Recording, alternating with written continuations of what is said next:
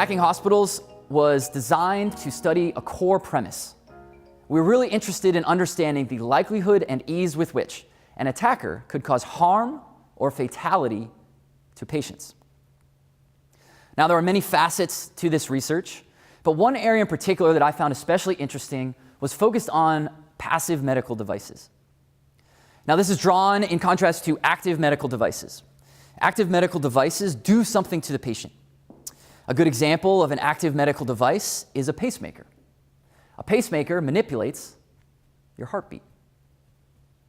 Pretty easy to understand how if you manipulate the device that's manipulating your heartbeat, that could result in harm or fatality.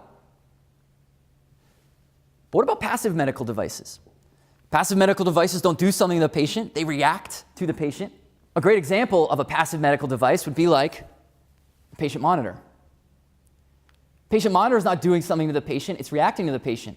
It's recording the patient's O2 levels, heartbeat, and other vital signs. How does that hurt the patient? Well, when we were getting ready to publish the research, CBSN on assignment got wind of what we were about to come out with, and they wanted to produce a segment for their primetime nationally broadcast television show. The key takeaway here is that there was a glaring omission in the threat model.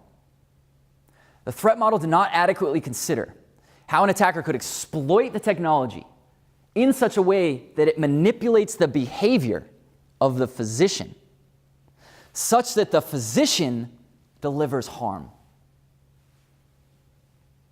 Wow. Now, of course, the physician would do so unwittingly. They would be acting on bad information, and this would come in the form of administering improper care or failing to administer needed care. But this is a really profound example of why the threat model matters, why planning is important. It's also a great example of why this break to build mentality is so powerful and is so important. Because since we found the issue, we could report it to the device manufacturer, and they fixed it very quickly. This particular piece of research is now circulated widely within the healthcare community, at least the circles that are focused on security, about these issues and what we need to do about them as an entire industry. That's what Break to Build is about.